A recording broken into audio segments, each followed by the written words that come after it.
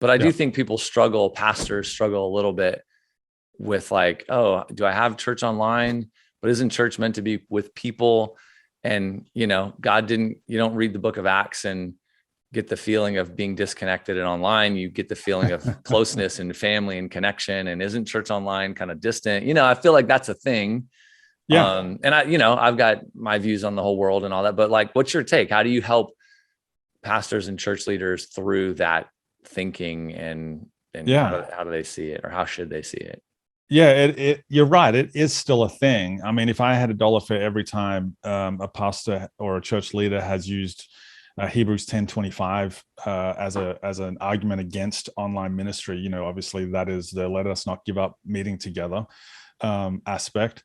If I wouldn't need to write a book if I had a dollar for every time somebody had done that, because it happens over and over, and still happens today. And what I've seen even since the pandemic, when everything started to wind down from a COVID point of view, or seems to still be winding down, and churches could open up again all around the world, what I saw a lot of church leaders, basically they adopted this view that online thing that we did for those 2 years, that was just a short-term mission trip that we were on. Now we're back to the quote unquote real world, and we can go back to doing ministry the way that we've always done it. But from my perspective, on it is, look, Hebrews 10:25 is important. Let us not give up meeting together. But keep in mind that when the author of Hebrews wrote that in the first century, really the only way to meet together was in person, right? The only way to do that was to be on site in the same room, in the same place with somebody. But the world has changed dramatically. Frank, you and I are recording this podcast. I'm in Australia in a completely different day than what you are, right? Yes. But we're still meeting together and connecting and having the same sort of interaction we might if we were sitting at a table together. It's just a limited version of that, but the interaction, the engagement, the relationship is still the same. And so what I constantly argue is, yes, we should not give up meeting together. And the important thing there is that as an online pastor, myself and I've spoken to tens, probably hundreds of online social media pastors in the world, and I've never heard an online pastor say that online should replace offline. Nobody ever says that. But what we do believe is that online can enhance what's happening on site. Whatever the church is doing on a Sunday, we can enhance that by meeting with people during the week via Zoom, via Instagram posts, via TikTok. All of those platforms allow us to interact on a more regular basis. And this is where, for me, Acts 2:47 comes in, right? Pastors love to talk about Acts 2:47 because there's this huge payoff. And every day the Lord added to the number of those who were being saved. We all love that. We all want that. We all want God to add daily to the size of our congregation. But Acts 2:46, we step over that. Acts 2:46 says, and they met together every day in houses and in the temple courts. And we step over that. We want the payoff of Acts 2:47, but we're not willing to put in the work of Acts 2:46 because we've set up a model of church that is come to us at a certain location, at a certain time zone, and we'll meet together for an hour and we'll teach the bar, and then we'll send you off during the week and we say, hey, thanks for coming to church today, see you next week. When the reality is we're supposed to be meeting together every day.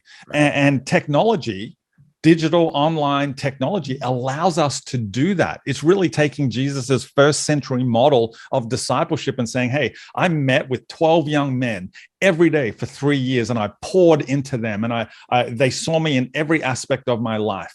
But in the modern church world, it seems like we often just want to say, hey, come back next Sunday and then we'll talk about that again.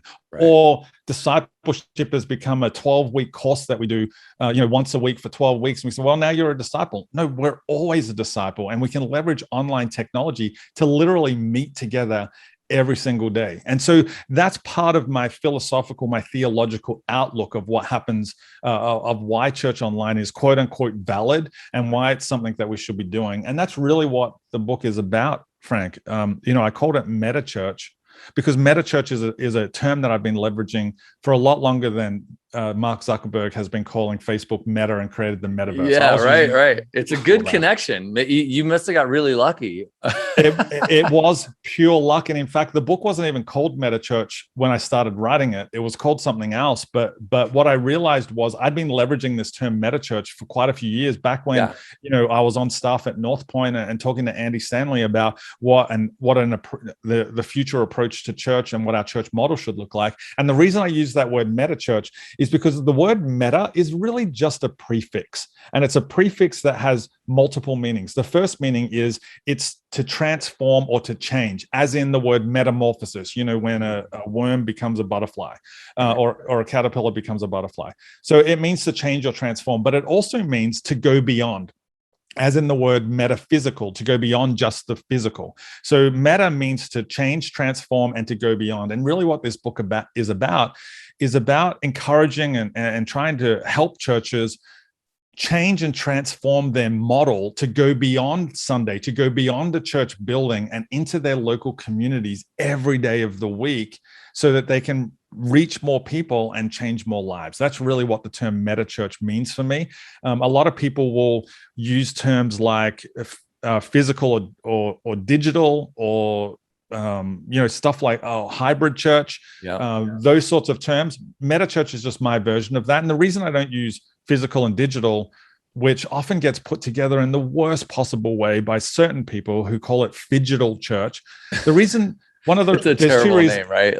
There's two reasons I don't like that. Phygital sounds like a crime, and we shouldn't be using it anyway. It's the worst word. Second, digital church is still physical. I might be watching online, but I'm still physically present. And it's also the reason why I don't like online versus in person. First of all, it shouldn't all be versus, like we're all on the same team.